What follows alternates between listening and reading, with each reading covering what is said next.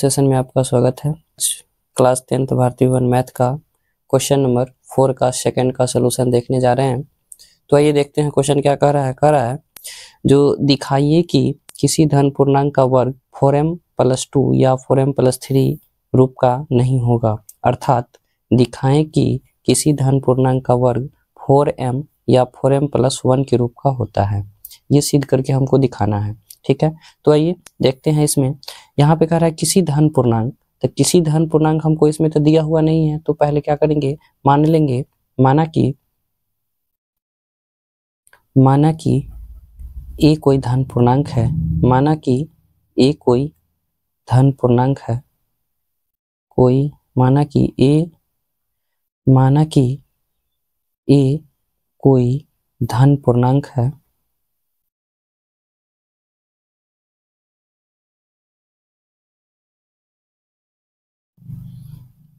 ये कोई धन पूर्णांक है जिसमें देखिए क्वेश्चन में क्या रहा है, किसके रूप में नहीं लाना है और किसके रूप में लाना है। तो क्वेश्चन में कह रहा है जो 4m+2 या 4m+3 के रूप में नहीं होगा, किसके रूप में लाना है, तो 4m या 4m+1 के रूप में लाना है। तो देखिए यहाँ से आपको क्लियर मालूम चल जाएगा जो क्या दिया हुआ है, BQ + R। यहाँ पे क्या दिया हुआ है, BQ, यहाँ पे R के जगह पे क्या है, 0 है, यहाँ पे BQ + R के जगह पे क्या है, 1 है, यानी B के जगह पर कितना मिल रहा है, 4। B की जगह पे कितना मिल रहा है, 4, यानी जिसमें 4 से भाग देने पर, 4 से भाग देने पर भागफल Q तथा शेषफल R प्राप्त होता है। भागफल Q तथा शेषफल R प्राप्त होता है। अब देखिए इसमें आप फॉर्मूला पढ़े हैं जो यूक्लिड विभाजन एल्गोरिथम के द्वारा, यूक्लिड विभाजन एल्गोरिथम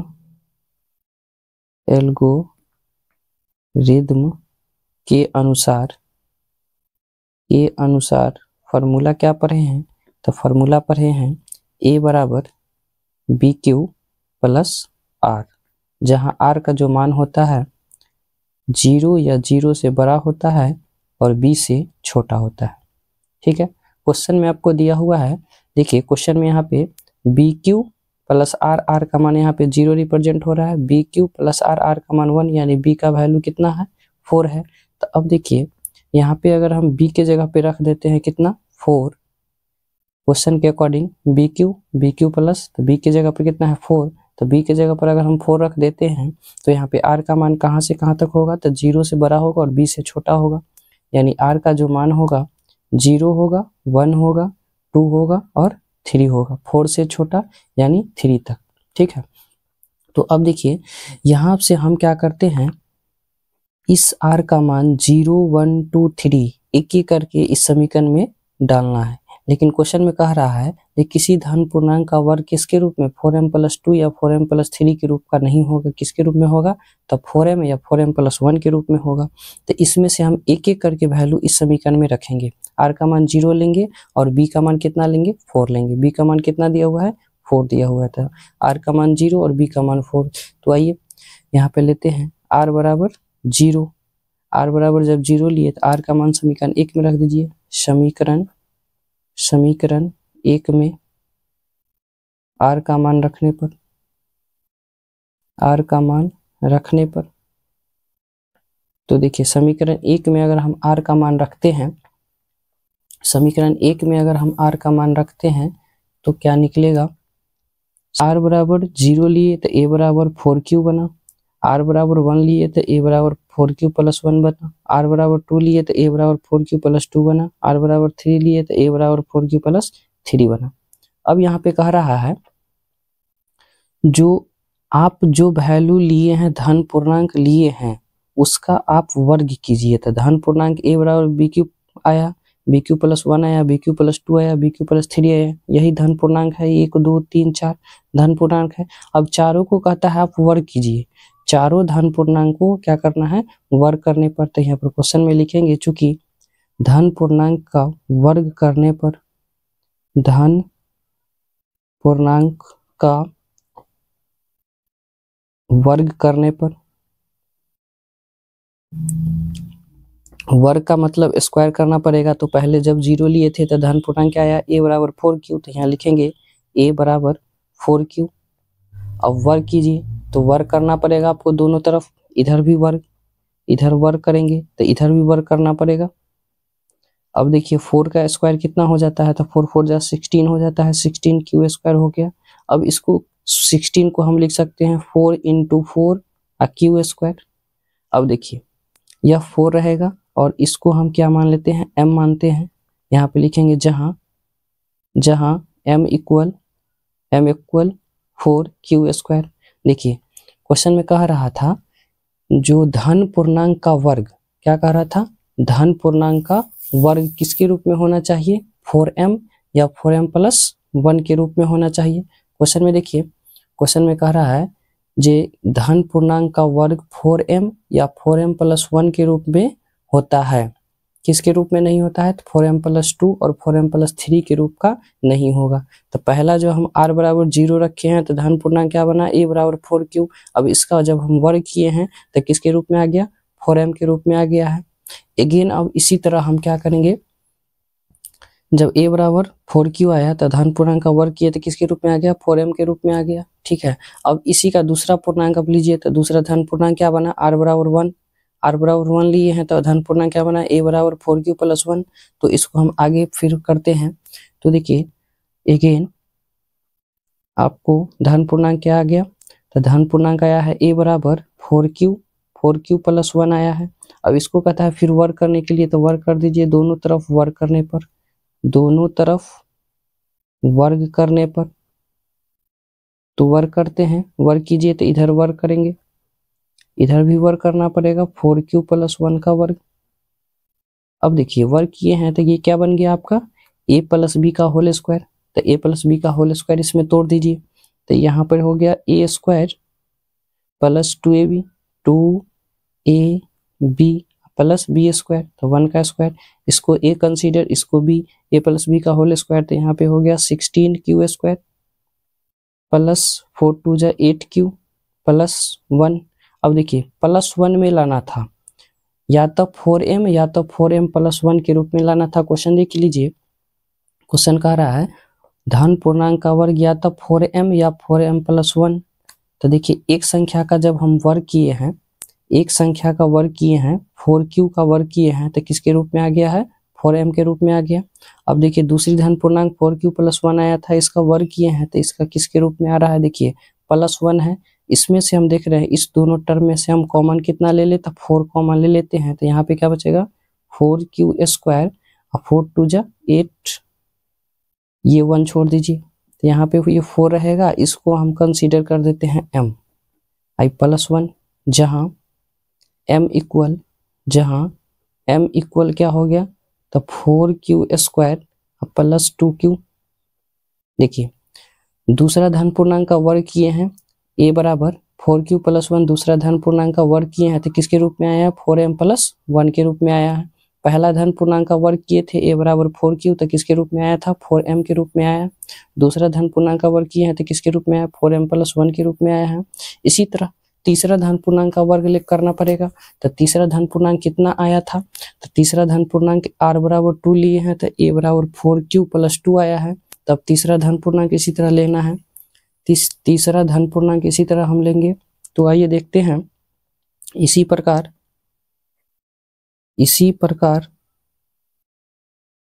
तीसरा धन पूर्णांक a बराबर क्या है, तब 4q + 2 है।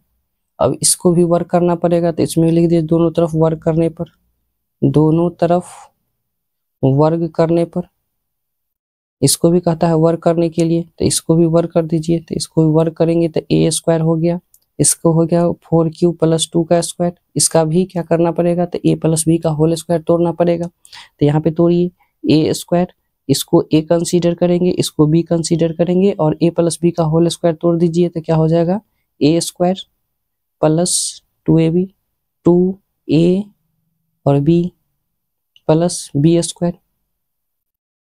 अब देखिए यहाँ पे क्या हो गया, 4 का स्क्वायर कितना हो जाएगा, तो 4 का स्क्वायर 16 हो जाएगा। ठीक है, यहाँ पे मल्टीप्लाई 4 2 जा 8, 8 2 जा 16 क्यू, और यहाँ पे कितना हो गया 2 2 जा 4। ठीक है, अब देखिए यहाँ पे आप कितना कॉमन ले सकते हैं, तीनों टर्म में देखिए 4 कॉमन आ सकता है, तो तीनों टर्म में से आप 4 कॉमन ले लीजिए।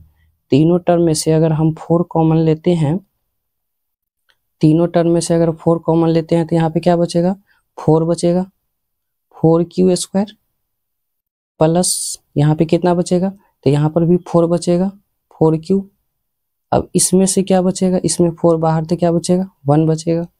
ठीक है, अब देखिए यहाँ पे आपका यह 4 तो ऑलरेडी है कॉमन वाला।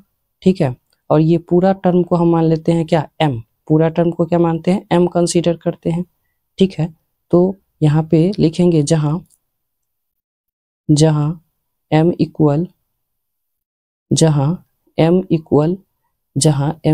क्या हो जाएगा, तो m इक्वल्स हो जाएगा 4 Q square plus 4 Q plus 1। अब देखिए यहाँ से आप देखने को लग रहा है, जो जब हम सम संख्या का वर्ग करते हैं a बराबर 4q, ये क्या रिप्रेजेंट करेगा, देखो r के जगह पे क्या है 0, तो यह सम रिप्रेजेंट होगा। तो जब सम संख्या का वर्ग होता है तब 4m के रूप में आता है, जब विषम संख्या का वर्ग होता है तब 4m प्लस 1 के रूप में आता है।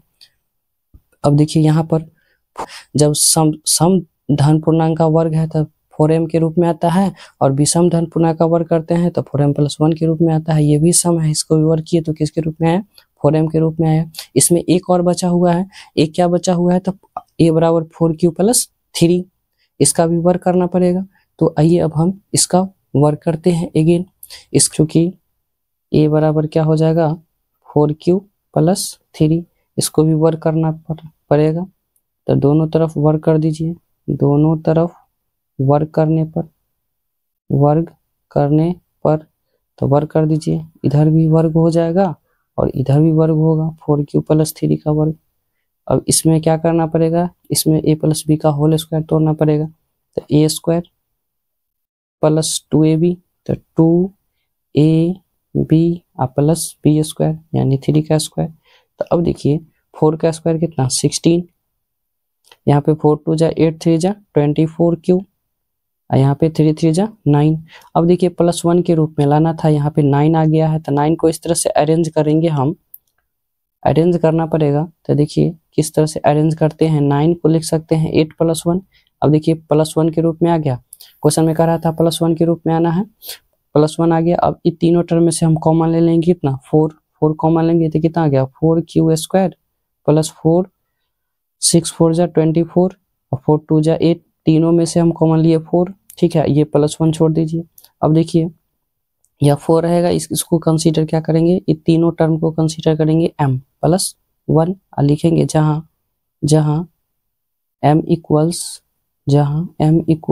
4m plus 1। तो आपको देखने से क्या मिला, तीनों धन पूर्णांक का वर्ग जब हम करते हैं तो किसके रूप में आता है, तो लिखेंगे